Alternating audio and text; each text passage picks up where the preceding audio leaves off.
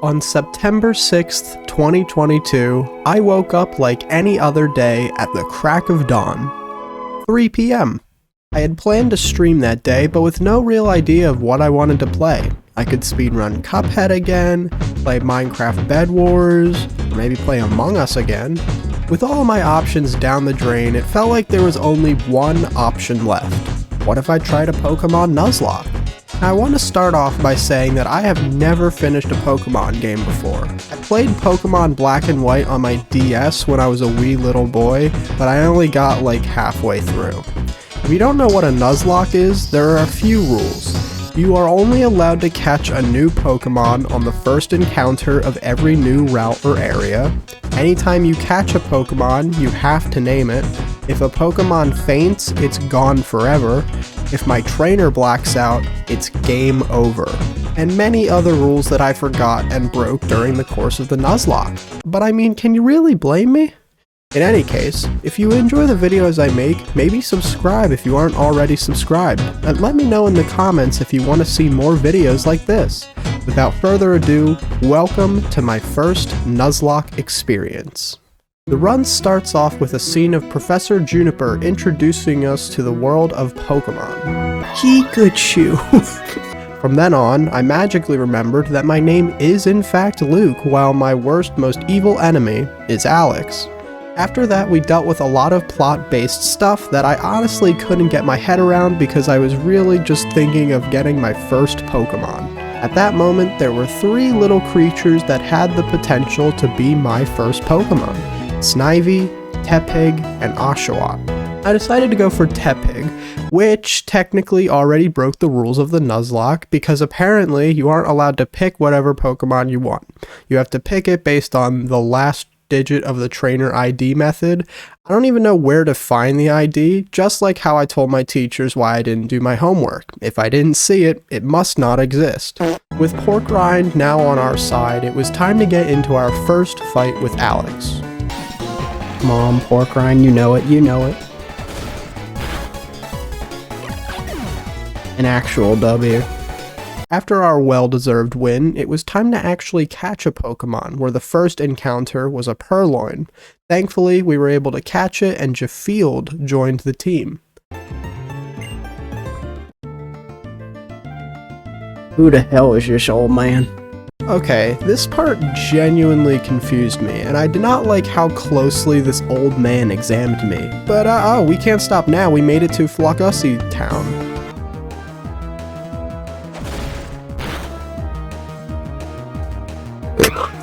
God damn it. Well, that wasn't the best outcome, but nonetheless, it was time to let Jafield free. In our path on Route 20, though, I was able to find a P-Dove that I proudly named Skyrat. A little more leveling up later, and we made our way to Flocusy Ranch, where we had to find one of the missing herdiers that was captured by a Team Plasma member. After we beat his ass in a child's game, we were able to bring the herdier home safely and made our way to the first ever gym. But suddenly... Did you really just take me and be like, you're going to fight these 2 youngins? I don't know what cruel man would have a random person they've never met fight literal children, but 2 more victories under our belt and we finally made it to the first gym. The Aspershot City gym was the normal type gym. In the first battle, the trainer pulled out a Patrat that Skyrat destroyed while Pork Rind set a dog on fire. In the second battle, I had Skyrat defeat both the Lillipup and Patrat that the trainer sent out. The real battle was with gym leader Sharon, who started out with Patrat. Skyrat had no issue taking out his Patrat with a few gust attacks, but then came his Lillipup, who was a little higher leveled, but certainly would not cause any issue. Oh god, I don't know. Oh, don't... No! Pork Rind! I'm dead. Oh, please. No! Well, you know, it was only the first run. I mean, it's almost impossible to win on your first run, right? Well, let's just get those Pokemon in the RIP stand and let's just move on with the next run. The run starts with a scene of Professor... Okay, you get the idea. A bit of lore happens and we decide this time to pick an Oshawott I named Hash Brown as my starting Pokemon. After still not understanding the rules of a Nuzlocke, I leveled up Hash Brown a bit and make it to the first encounter, which just so happens to be a Patrat that I captured and quickly named MatPat. Somehow, this run was even worse than the last one because on the very next encounter, this happened. Yeah, Hash Brown's fine.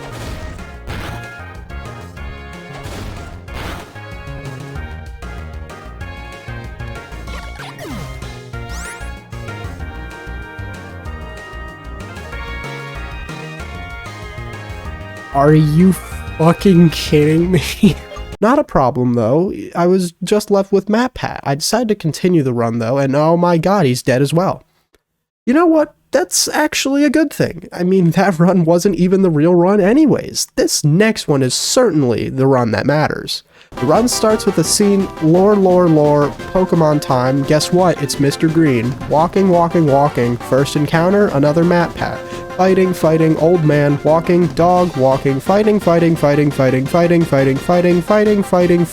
oh my god, we're at the gym leader's fight. We finally get to the Lillipup fight, and though it does work up to increase its attack, we are prepared this time. Nothing can go... A fucking crit, really?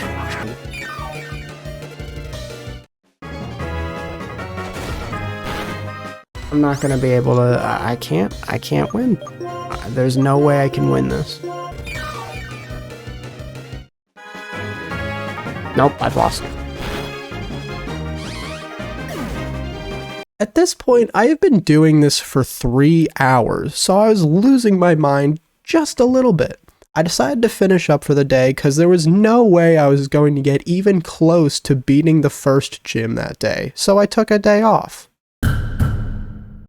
Okay, maybe it was 7 days off. We started from scratch recruiting Banana and Matchat on our team. This time around, I was able to find a new member of the team, a Sewaddle I named Chump. Chump added powers to the team that I have never seen before, mainly just because I played this game for only 1 day, but it was awesome.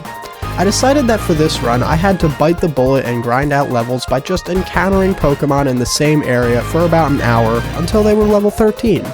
We had made our way to the gym, fighting through the first 2 fights and rushing over to gym leader Sharon. This time, we were prepared. Our Pokemon were properly trained, we had cool moves, we had beaten his Patrat with ease, and now it was time to fight his Lillipup. I don't like that. I do not like that. Okay, alright. There we go. That is what we need. That is actually what we need. Are you kidding me? No.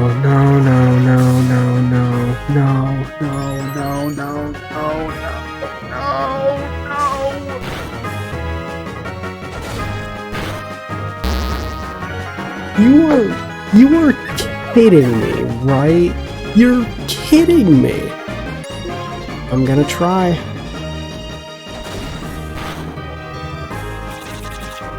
That is such horseshit. You know what? Fine. I mean, we still got our first badge, but holy shit. I mean, how many times am I going to get beaten up by a fucking dog? Chump is a powerhouse though, so as long as I had Chump, I can do anything. After the most uncomfortable Discord call I've ever been on, I entered into Verbank City, where I was able to catch another Pokemon. It was another MatPat. Yeah, no, that's fine, game. It's not like I only have 1 Pokemon. No, that's perfectly fine. I mean, I'm not angry in the slightest or anything. Well, unfortunately, Chump is a bug and grass type Pokemon, and the next gym is the poison type gym, which grass types are weak to. I tried to level up Chump as much as possible, but sooner or later I had to face my fears of the gym, so I went in. I walk into what appears to be an underground concert as I make my way to the stage to stop a band from pursuing their dreams. I started with fighting the drummer as he brings out Muck.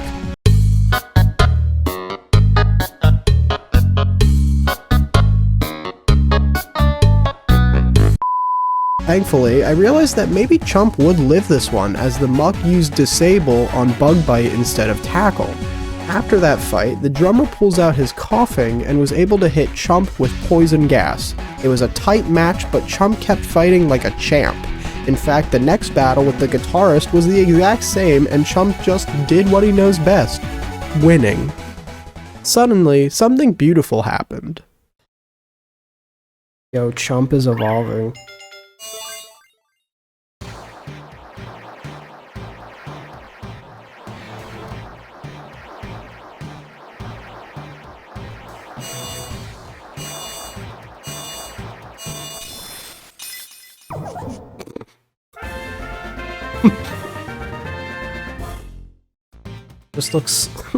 He just looks slightly miffed. Chump was on the road to victory. It was time for him to show off his new strength.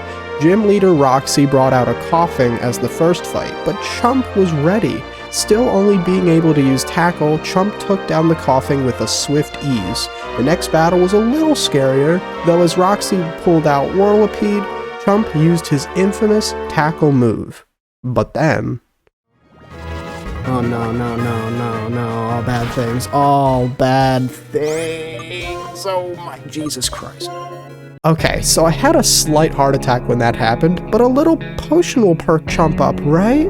At this point, I was lost, while the Whirlipede would almost bring Chump to the brink of death, and oh, the Whirlipede's dead.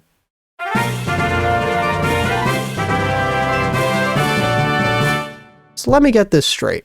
One grass-type Pokemon wipes out an entire poison gym, but 3 Pokemon can't fight one dog? After that, a director tells us to go to Pokestar Studios, which was pretty much a scheme for forcing a child to be in movies they don't care about. Yo, me win the audience. Luckily, we were able to escape, but we traveled back to Burbank City to fight Team Plasma members that were talking to Alex and Roxy about God knows what. The Team Plasma member sent out a Patrat that Chump pummeled to the ground, which allowed us to get cut. I started off by making my way onto a boat where I was immediately struck with the view of a great beautiful city. New area, meaning new potential Pokemon for once. Whoa.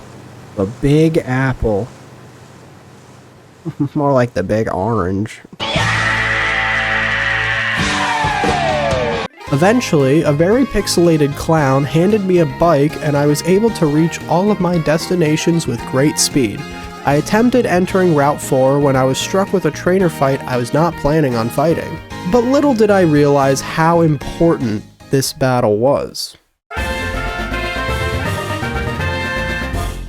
There was a wall blocking our path, so I retraced my steps and tried exploring the city a bit, invading people's privacies by walking on in their place of business, and then immediately went back to Route 4 where I had to fight the same trainer fight. What I didn't realize is that this trainer was known as a breeder. For some reason, breeder battles just constantly repeat, which seemed like a small pain in the ass, but it wasn't anything Chump couldn't handle. We finally had a new encounter where we could catch a new friend for Chump. We ended up finding a Darumaka that we happily named Furby. The next hour was spent forcing our cute pets into combat in what seems like over 100-degree heat. Eventually, we made our way to the next gym but was denied access because the gym leader was not at the gym and we had to find him. However, Iris knew that he would be lurking in the sewers, which should be an immediate red flag. I mean, why would she escort me to 2 blocks away to the sewer just to tell me to find him myself? I wasn't trying to remake the movie It, even though this came out first. Reluctantly, I made my way down to the sewer where Alex was just waiting so perfectly, as if to remake the MTV movie for Best Duo in 2017. Alex and I team up for some double encounters where apparently Alex's DWAT is working for the enemy team because he keeps using Water Sport and weakening Furby's fire attacks. Eventually, we stumbled upon 2 Plasma members, beat the shit out of their loved ones, and then made them cower in fear. Lurking in the shadows is Gym Leader Berg, who looks way more detailed than any other sprite I have ever seen in this game. Either way, it was my cue to get out of the sewers and make my way to the next gym. Oh my God, what the hell is this? Oh, what the fuck? What the hell? Where am I? What on God's green earth. I mean, I understand this is the bug gym now, but like, why have clowns pop out of sacks of string, man? Luckily, I just used Furby, which is strong against all of the bug Pokemon, so I just used his Fire Punch. I wanted to make sure I didn't white out again, so I went to level up Furby and Chump by exploiting a loophole. You know how I mentioned that breeder battles repeat? Well, what if I just kept leaving and entering back into Route 4? After breaking the city's economy, I made my way back to the gym and was finally able to fight Berg once and for all. Oh my god, what is it this time? Thankfully, this time around, we were more prepared than I had imagined, since Furby could just fire punch his Swadloon, Dwebble, and even his most tough Pokemon. Chump, I mean Levany. Only I can have Chump. Another badge secured. On our way back to Route 4, a scientist named Chloras used the Force or telekinesis or something to wake up a bunch of crabs and have them waddle away. This allowed us to move further into Route 4 and eventually made our way to the desert resort where we met our new Dwebble friend, Mr. Krabs. On the start of the next stream, we made our way to Nimbasa City. I didn't really understand a lot of the buildings in here, and after entering the musical building, I couldn't help but be scared for my safety. Eventually, I left to go to Route 5 where I found Bianca, who gave me information about hidden grottos. Yeah, I will. What the hell? This is a horror film. After being sent to the back rooms, I just decided to grind some levels for both Chump and Furby, and before I knew it, our small ball of joy became an even bigger ball of joy. The Nimbasa City Gym is an electric type gym, which isn't a problem for our Pokemon, but the only issue is that with each gym, the levels of the Pokemon get higher and higher. So for someone that has never done a Nuzlocke, let alone got further than halfway through a Pokemon game, it's a little scary. I decided before I get going, I should probably start leveling up Mr. Krabs, so I went back to doing what I do best, breaking the video game economy.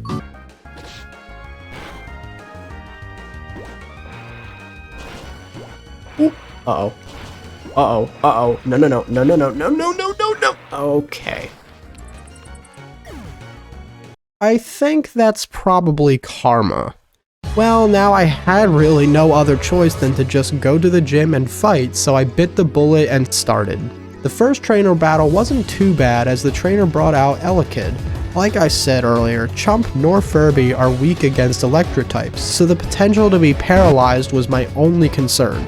Thankfully, Chump fought his way through the first trainer. The next two trainer fights were virtually the same as Chump pummeled all the Pokemon with leaves. The stage lit up the gym leader and we made our way towards another tense fight. This fight, however, was not as easy as I thought. Alyssa brought out an Emolga, which if I'm honest, just looks like a Pikachu with wings, but both of Chump's main attacks were weak against this Emolga. Thankfully, the gym leader switched out her Emolga with her Zebstrika. Oh, I'm dead. I've died.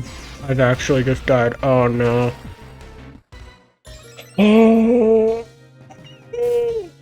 Heal. Heal, buddy. Heal. Oh no. Oh no. Oh no. Come on, buddy. Live. No. I was in shambles. I was lost, I was scared, I was sad. I had lost my dear boy Chump.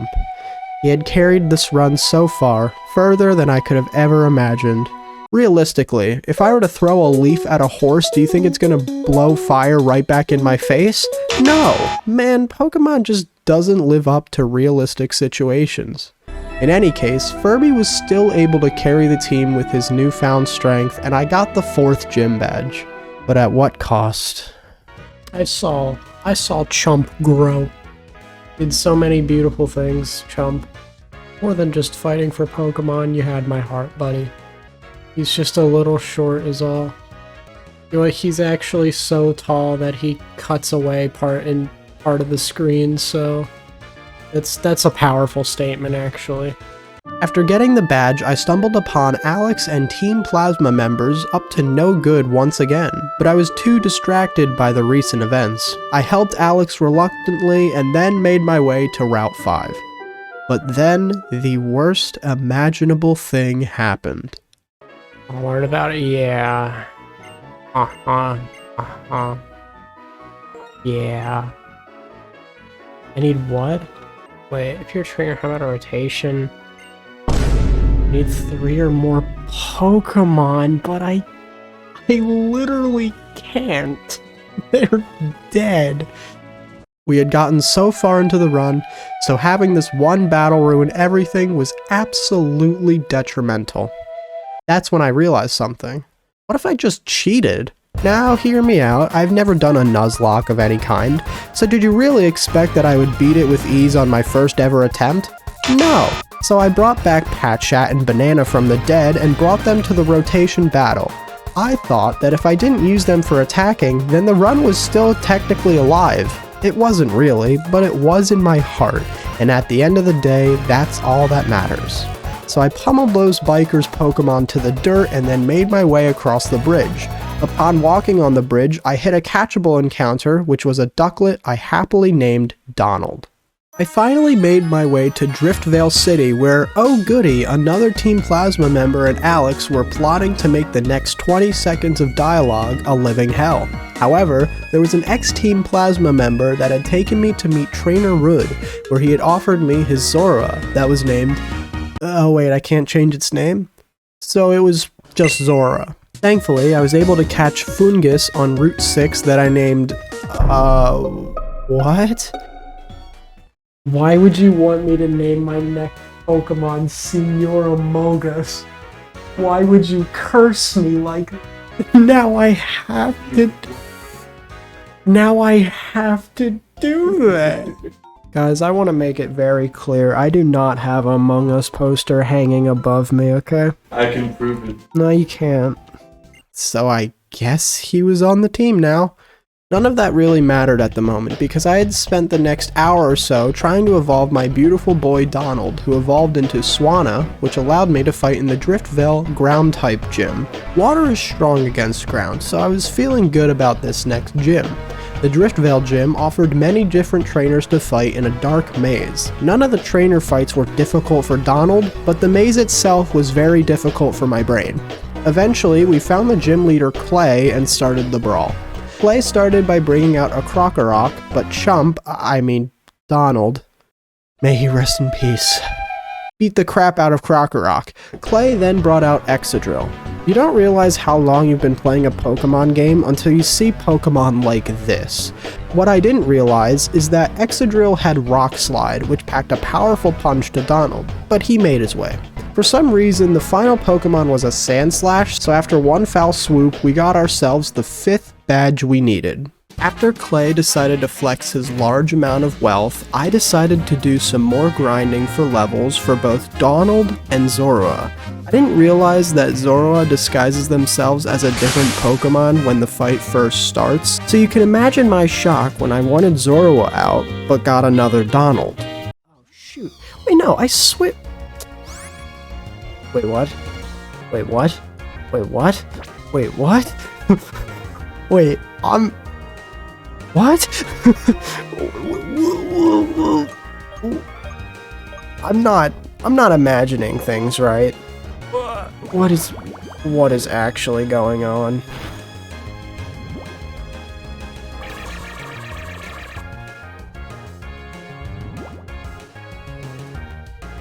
Huh?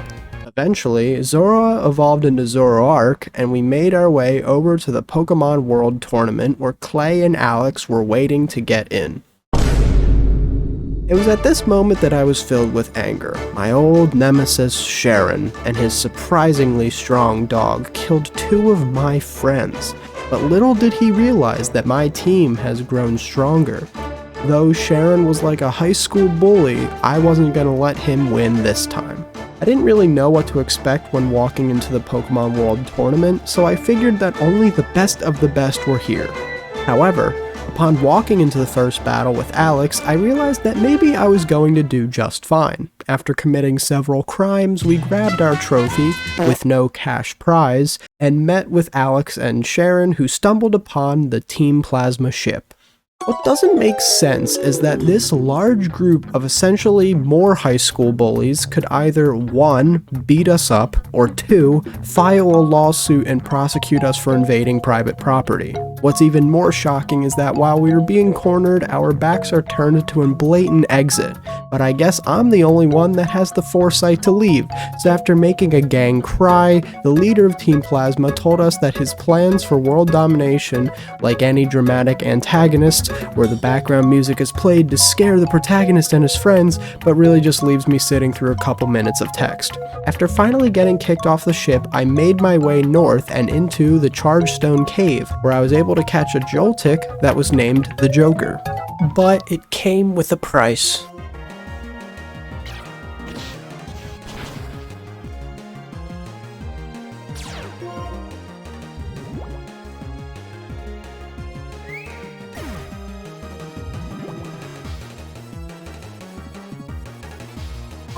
Just kidding. In the next stream, I spent about an hour and a half just running around and finding Pokemon in bushes that quite frankly were trying to just survive out in nature. However, I couldn't let that happen because I needed to evolve the Joker, and eventually I did. And there we go. Oh, that sends a shiver down my spine. I explored Chargestone Cave some more, and I really did not enjoy it.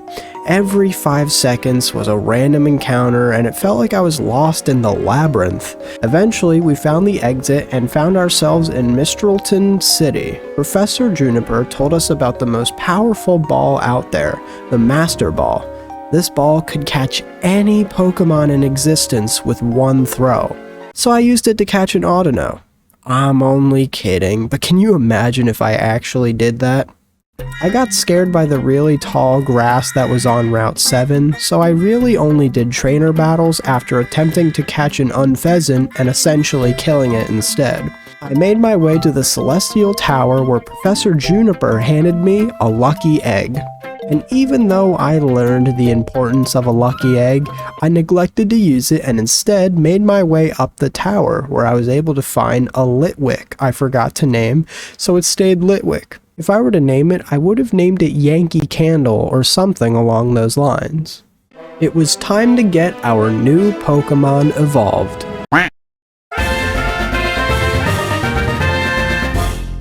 That took a lot longer than I thought it would. After spending hours staring at a candle cause mass destruction, I went back up Celestial Tower, fighting my way through trainers. Some battles were harder than others, like this Psychic. Now, supposedly, a Psychic is someone that claims to use extrasensory perception to identify information. This Psychic, however, used extrasensory perception to give me a fucking heart attack. I eventually got to the top of the tower, rang the bell, which reminds me of something else that I'm not going to say out loud, and then made my way to the Mistralton City Gym. This gym is the flying type gym, which is fantastic for the Joker since electric types are strong against flying types.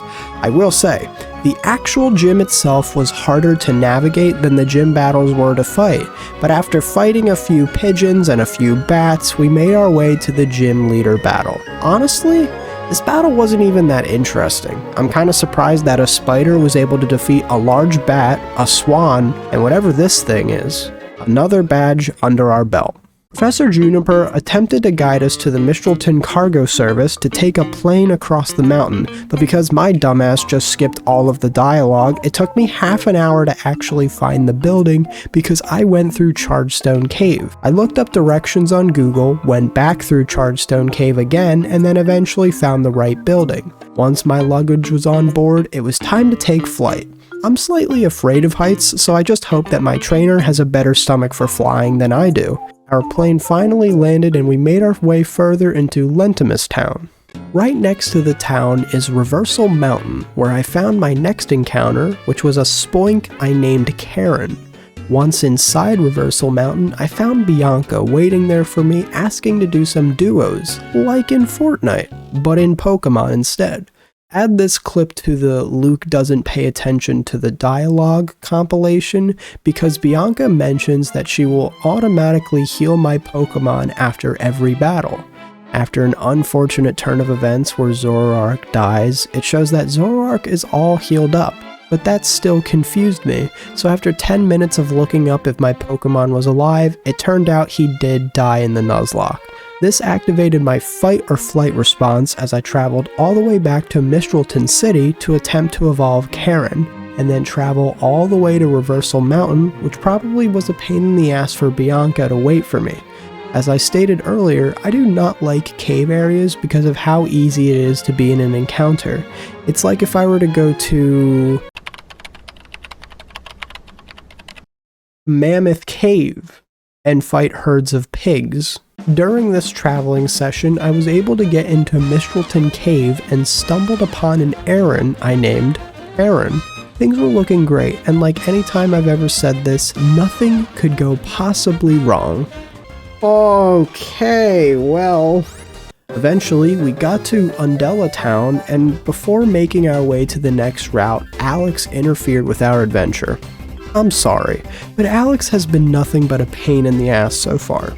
I know I haven't said much about him yet, but part of the reason we are on this adventure is because a group of adults who look like they are in the middle of a LARPing session stole a purple cat from a child. The Pokemon world must be a lawless land. Well, none of that matters for the fight with Alex, but after he attempted to prove he's stronger than me and essentially failed, we got on Route 13 and found a Tangela I named Yadarb. I'm not gonna lie, I love this Pokemon, and not just because it's the name of one of my best friends, but look at this silly character. Now this is awesome. But this Tangrowth is not the biggest catch we have ever gotten. Moments later, a Cobalion stopped us in our tracks. Now this is gonna be a challenge. Crazy opening scene with chaotic action. Screen goes white. Screen then fades back in to where Cobalion is standing in the background. Camera pans back to me where I pull out the best Pokemon for the job, the Joker. Now it's time to make the first move. This game was made for babies. With Scooter now on our side, we made our way towards Lacunosa Town, where we were trapped in another few minutes of dialogue. Bianca, it's almost like Zekrom is searching for the language. You remember the story of Zekrom? Of course, and you don't have to explain that to me again. Denied. Well, after that waste of time, we made our way to the next... Oh my god. I will never be able to escape the grasp of this Alex Yeek-like character. Oh, great. Let's just add more insult to injury with Team Plasma members. More like Team Shatma members. I'm sorry for saying that. I'm starting to learn something about the Pokemon world. I'm just this young trainer forcing my Pokemon to fight other Pokemon just to hopefully end up becoming the best person on Earth to force their animals to beat up other animals. Is this really the world they want me to live in? Well, apparently, because the Team Plasma members' Pokemon ate shit and I actually got back onto Route 12, found an Audino, and then named it Dorito. It was at this time that I realized that Lampent has more than one evolution, but it requires a Dusk Stone in order to evolve. There is a Dusk Stone in an area called the Strange House, but I will say with full sincerity that the Strange House is probably my least favorite area in the game. It might just be the fact that I was streaming this at 1 in the morning, but it sent a shiver down my spine.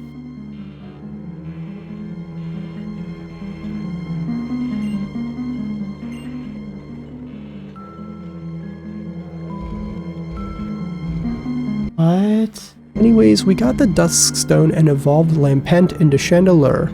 Chandelure? Chandelier.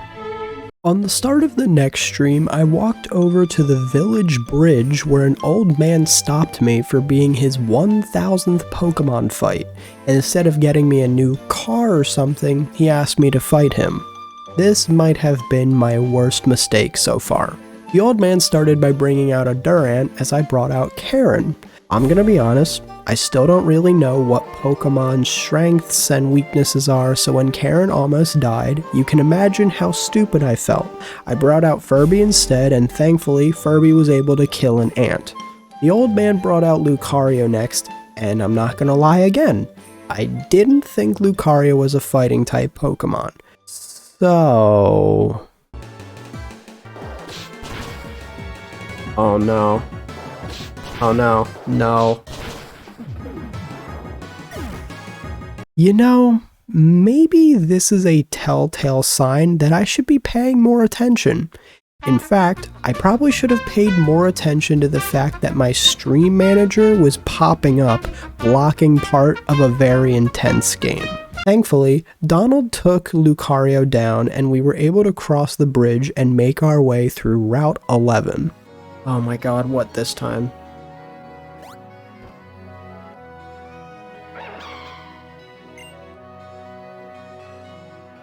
Oh. Oh god. I hate decisions. Will it stay there? My question is, will it stay there? It's grass fighting type. I had a feeling that it was... I knew it was grass, but I didn't know it was fighting.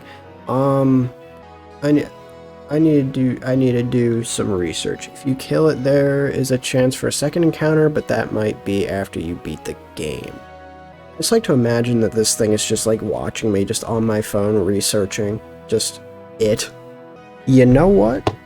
This is interesting. You want to know, why? Because we're going in.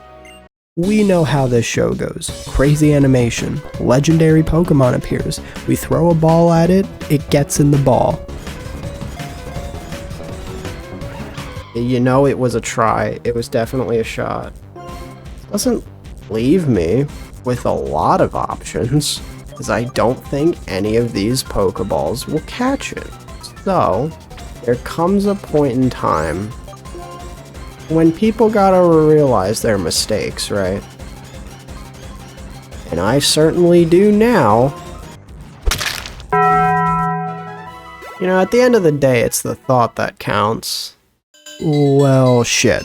Finally, we got to the Oplucid City, walked over to Route 9, caught a Gotharita we named a boy, and then did a lot of dang grinding for the next battle, which for me was the scariest of them all. So I waited a week. The Oplucid City gym is the Dragon type gym.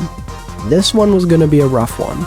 Dragon type is probably one of the strongest Pokemon types out there, home to many legendaries with insane stats, so you can imagine my fear with the situation. However, we did have one trick up our sleeve. I really only used Sacred Sword to the trainers that clearly have never watched How to Train Your Dragon up until the fight with Drayden. Shit was getting flipping real, as Drayden brought out a Druddigon.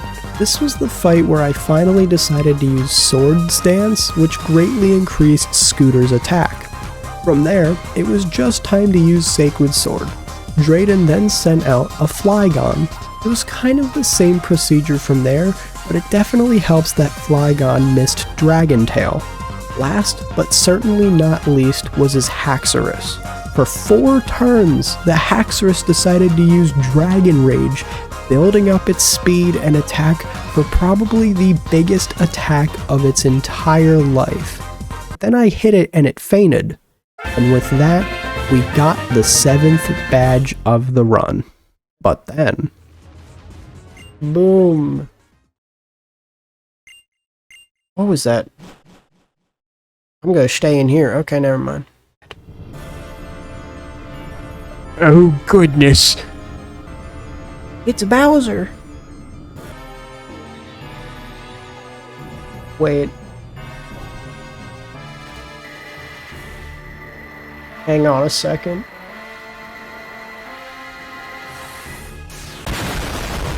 Oh, we're definitely dead. No, like, we are absolutely dead. Like, we've just been killed, really. Average day in New Jersey. It's a bitter cold. I'm shivering, I'm suffering, but I'm alive. You fucking did this. I'm so chilly. Oh, I wish someone turned the heat on in this dang place. Ooh, if only I hadn't shot those beaming cold shots of ice. I'm so chilly in this cold weather with my winter coat on. Oh, where's the hot cocoa? That's what you sound like, actually. Can we get this guy out of here, this video game forever? Thank you. Someone delete the sprite. After Team Ligma complained about being members of the 1%, we were able to glide around this winter wonderland. At the same time, we had to find every Team Plasma member in the area and beat them in the Thinking Man's RPG. Eventually, we made our way to Zinzolin, who used Cryogonal, which was a toxic snowflake that kept using either Confusion or Ice Beam to hurt my dear boy Scooter. Thankfully, we got this Cryogonal out of the way, and then he sent out another one. We weren't really that worried though, especially after he sent out his Weavile, which fell immediately to one Sacred Sword's move. After that, Kraden gave us the DNA splicers, but made it so blatantly obvious because not 5 seconds go by before the Shadow Triad appear out of nowhere, wag their finger, and then steal the DNA splicers. In order to get them back, we had to make our way over to the 8th gym, so we went back to Undella City, caught Fall Guys, and made our way to the 7 Seas.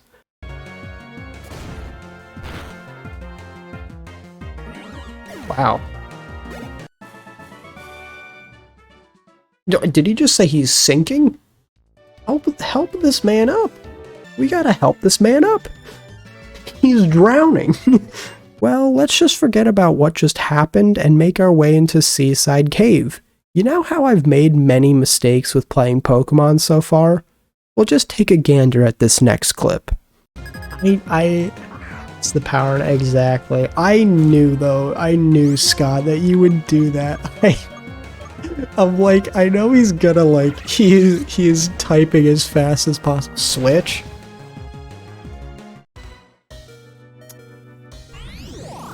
Well, a lot. I'm gonna have an anxiety attack watching this. I already have. Guys, we have fun here. Guys, it's going just fine. Oh my fucking god.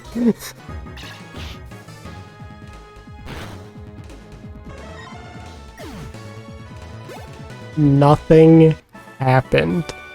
After giving chat a heart attack, I made my way to Umulo City, where I was about to prepare for the 8th and final gym.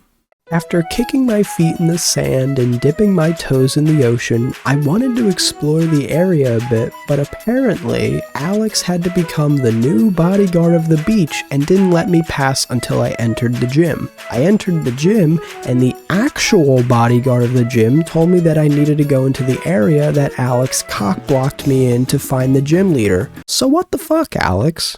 I find the gym leader leaping out of the water and over a flight of stairs to tell me to go back into the gym, but before that I explore Route 22 and caught a Lunatone I named Cheesehead, and then made my way to the 8th and final gym, the water type gym. This was exactly the kind of job for Yadarb. This gym was honestly not that hard. The trainer battles were really not that bad. A lot of them had fish-like Pokemon, which might come as a shock to most of you, but Yadarb would just use Giga Drain or Power Whip and just demolished the competition.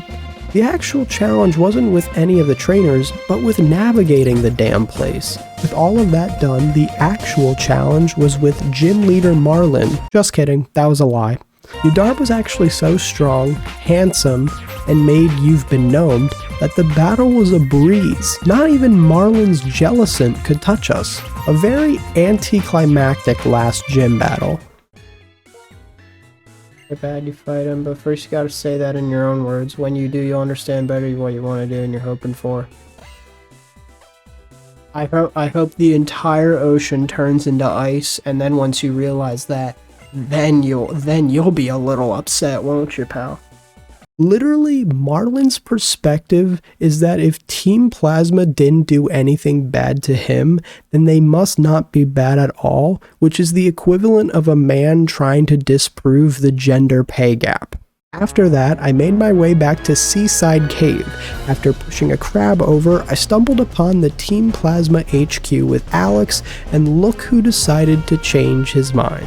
I guess we did enlighten him after all. Oh, wait, nope. He's just leaving again. Upon entering the ship, we went into what appears to be a prison / a college dorm building and had to find the correct teleporters to push the buttons to unlock the electric gate. Eventually, we made our way past the gate and were stopped by none other than this freaking old guy. He told us he was holding this Kyurem hostage and channeling its ice power to cause mass destruction. Now for this battle, he didn't decide to spice things up a bit with getting new Pokemon, or quite frankly leveling them up that much, so he threw iron balls at their dome. He then baby raged, told us we'd been doing this battle for a purple cat for 5 years, and then sent some random people with frosted tips to kick us off the ship. This of course gave Alex his story arc of saying that he needs to get his Purloin if it's the last thing he does. So he dragged me back to the other cave without giving me a break or even water just to rehydrate. We then exit the cave and see current Plasma team members and Rud forming teams and setting ground rules for a beautiful game of kickball. After day 50 of Team Plasma fighting, we found Santa's balls and then glided across the winter wonderland once again, making it back to the ship. If you thought that Team Plasma fights were over, guess what? They aren't. In fact, the next area just made me run in a circle to get hints to a code where 3 out of the 4 numbers were 7. And not only this, but we had to fight Zinzolin with the same Pokemon he's used in previous fights. How is it this difficult to retrieve a cat? Well, if it means anything, the next battle was actually pretty difficult. We were introduced to the researcher for Team Plasma, Cloress. This battle I was genuinely scared about. She started by bringing out Magneton. Now, Scooter was the only Pokemon that could take this steel and electric team by just constantly using Sacred Sword. I will say, even though electric type moves aren't super effective on Scooter, they sure as hell feel like it. Cloress decided to switch out her Magneton to a Magnezone, and with a few more Sacred Swords, her Magnezone and Klinklang were out of the fight. Behem was the runner-up, which scared me because I had assumed that Iron Head would be a better attack on this Pokemon. Behem, however, used Calm Mind, which meant that its stats were rising and rising, and which could also mean... No!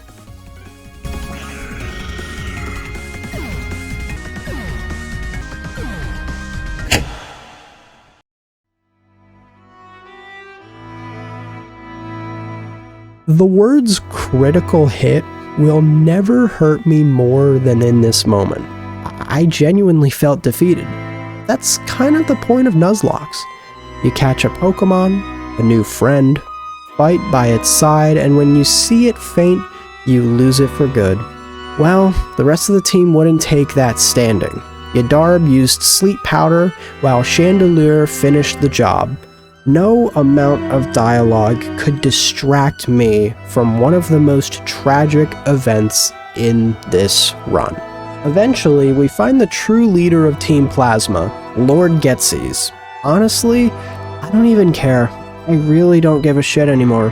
I'm just trying to find the nearest exit, quite frankly. Before I'm even able to, a Shadow Triad tells Lord Getzies that the Kyurem has enough power again, so he waddles away as Alex comes in and pleads and shouts and screams for his cat back. This one Shadow Triad has ruined 5 years of my trainer's life. I'd like to think that because of that, my trainer enjoys just being able to have quick fights in the wild, rather than having to see a large green deer die to a piece of metal. But no matter, it was time to leave the area and move on with our adventure. I mean, would you expect anything else? So after panicking for a week, I decided it was time to actually continue our adventure. The giant has, what's happening? What's going on? Am I supposed to be running or something?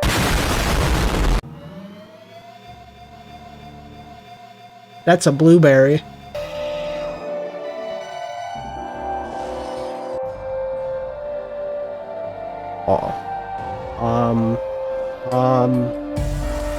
He needs to pee!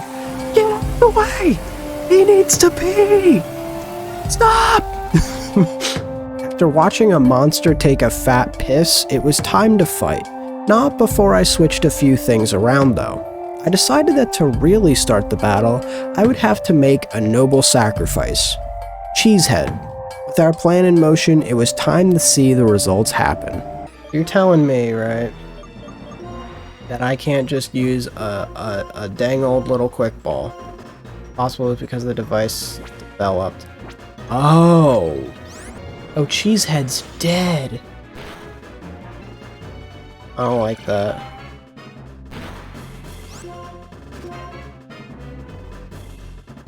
Okay, Cheesehead. Okay. You just need to. Oh, poor Cheesehead. Cheesehead, you were a worthy sacrifice. I'm sorry.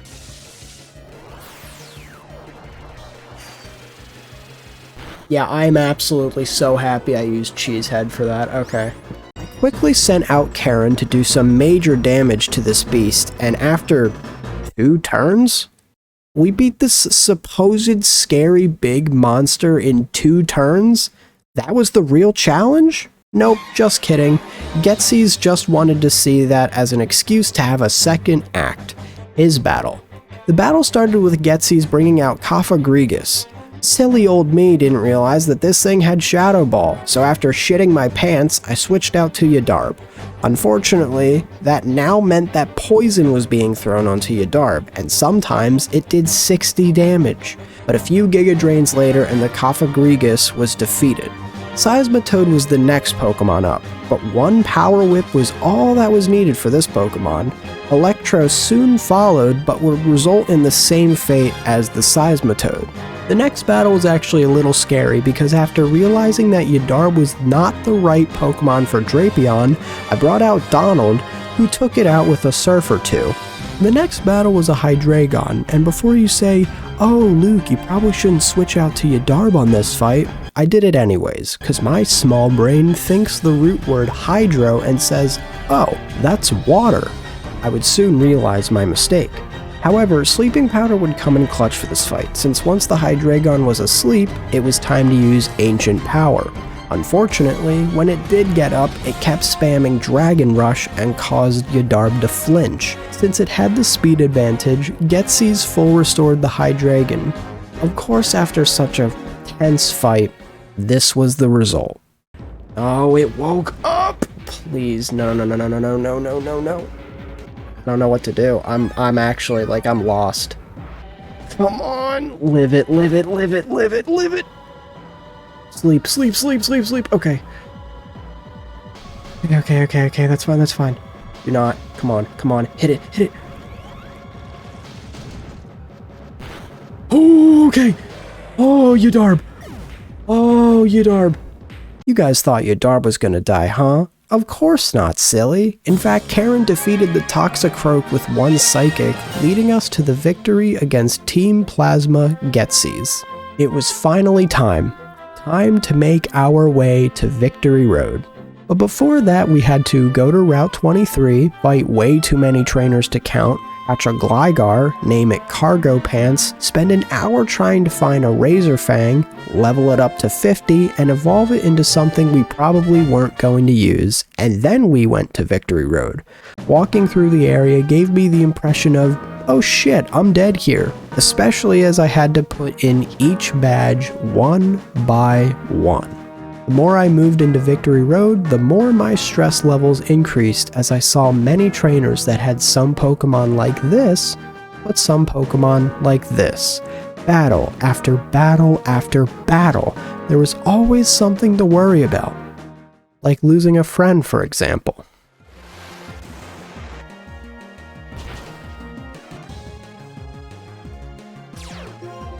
Sturdy. Oh no. No, no, no. No, no, no, no, no, please. I swear to God. I swear to God.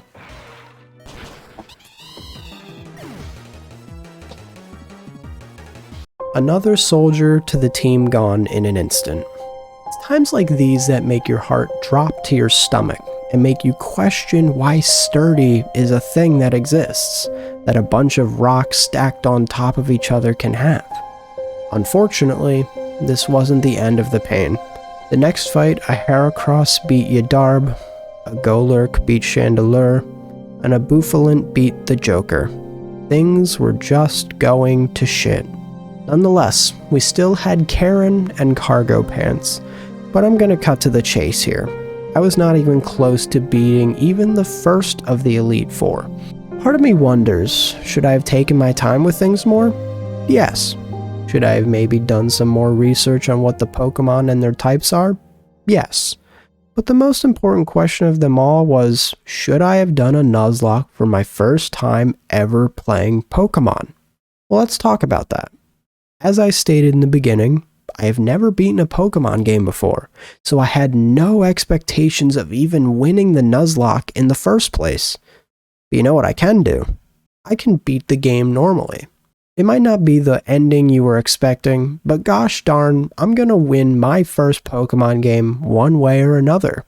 It was time to plan for the win of a lifetime. This is honestly a suitable ending if you ask me. It was time to reunite the team, so I found Donald, I found Yadarb, I found the Joker, Karen, Chandelure, and Cargo Pants. Just kidding, they never left my team. I made my way back up Victory Road, passing through all the optional trainers that gave me a hard time, and I went through the gates of the Elite Four and found myself at the first battle against Chantal, who had a Ghost-type team. I decided this time I wasn't going to make the same mistake of using Karen, so I pulled Donald out instead and he drowned a ghost. Drifblim was up next, but I was willing to take the risk of having Karen because she was awesome. Thankfully, the Drifblim used Acrobatics instead of Shadow Ball, leaving it defeated. A Chandelure was next, so one quick surf with Donald and we were moving on to the Golurk fight, so I switched to Yadarb. And with a few Power Whips, we had defeated the first of the Elite Four. Grimsley was our next opponent, who had a Dark-type team. He started off by bringing out a Leopard, and after helping Alex find a purple cat for 5 in-game years, I decided I hate this cat. Switched out to Karen, which I found out was a bad idea, and then switched to the Joker and defeated the Leopard. Scrafty was the next one up, and I switched to Donald. Donald scared the living Christ out of the Scrafty with a hurricane, forcing Grimsley to bring out Crocodile. Thankfully, Crocodile was weak to Surf, but oh, just kidding, I died because I tried to heal Donald instead, so Yadarb came out next and took care of the issue. Finally, we had his Bisharp, so my only option was to bring out Chandelure. Remember though that I said I don't understand this game even though I've played it for 2 months? Well, I still didn't understand this game even though I've played it for 2 months, which resulted in me using Cargo Pants as fodder. Thankfully, the Joker was up next and just barely sent us to victory. Another fight, done. Next of the Elite Four was Caitlyn, who brought out many Psychic-type Pokemon. I could really only use the Joker because Bug types are strong against Psychic types. Caitlyn brought out a Musharna and was able to use a Drowsy move on me that resulted in me falling asleep right after defeating it. This meant I was at a disadvantage against the next fight, but by the skin of her teeth the Joker was able to pull through. Luckily, Caitlyn's Reuniclus and Gothitelle were defeated, but certainly not with ease. The final of the Elite Four was against Marshall, who had a fighting-type team. It would have been nice to have Karen for this fight, but alas, I could really only use Yadarb. By random fucking chance, Marshall's first Pokemon dodged 6 times in a row. Once it was asleep though, it was smooth sailing from there. The next Pokemon was a Mienshao, which had a speed advantage, but a sleeping powder would temporarily stop that. Or so I thought until it used Bounce and sent out Conkeldurr, who of course hit a crit. This only left us with the Joker and Chandelure, so I really was not in a good position either way. I tried using the Joker, but whoopsies, I'm a dumbass. My last saving grace was to pull out Chandelure and have the odds not in my favor by using Inferno, but thankfully, it worked. Not just with the Conkeldurr, but with the sock as well. Last but not least was the Mian Shao again. Unfortunately, we had run out of Furnos after it kept just bouncing on a ghost, which really made no sense to me. Thankfully, a few flame bursts was all that was needed to finish this fight. It was now time to face the champion, Iris. I decided not to revive my Pokemon because I wanted to see what would have happened if none of my Pokemon had died at Victory Road, so I only had Chandelure. Of course, this probably went as poorly as you expected because I found out the hard way that she used her Hydreigon that had Surf. Now, I'm just going to speed up the process a bit because my faith held strong. A bit too strong if you ask me. Because I tried to have Iris's Hydreigon run out of PP on Surf. It was a good attempt, but it did not work. I wasn't finished just yet. I healed my Pokemon, I bought more items, and then I made my way back to the Elite Four, bought all of them once again, and then died at Iris's fight again. This was going very poorly. I realized something though, that after an hour and a half of failing, I should use items. There were items that actually made certain move types stronger, and the entire run of this game I hadn't used a single item other than the lucky egg. It was time to change that. I gave each of our team members their corresponding items, or whatever items I could find, and also went to the Pokemon World Tournament to reteach Karen and Chandelure Confuse Ray. I'm gonna let this next attempt speak for itself.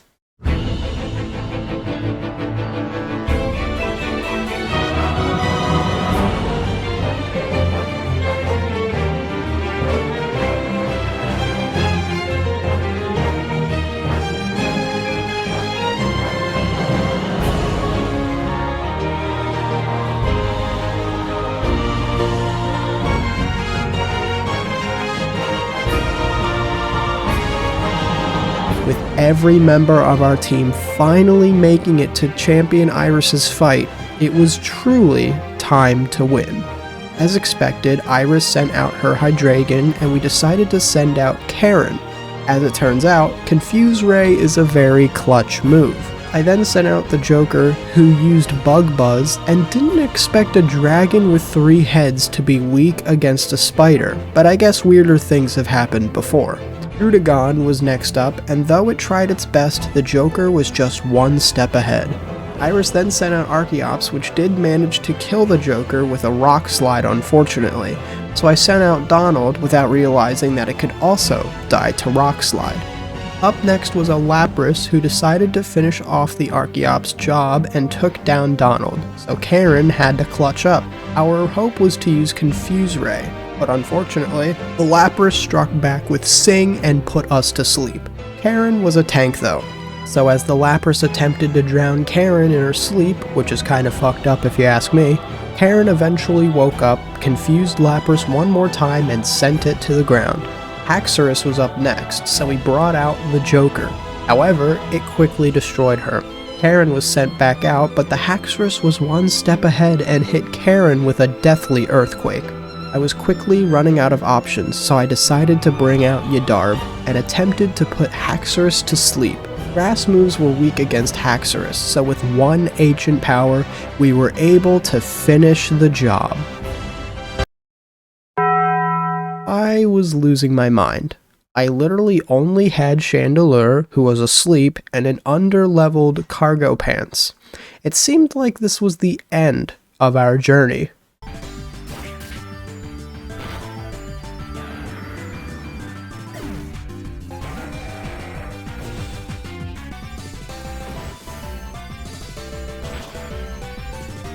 This actually might be one for Cargo Pants, surprisingly.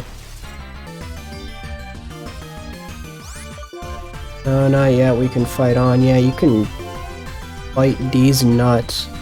That joke never gets old.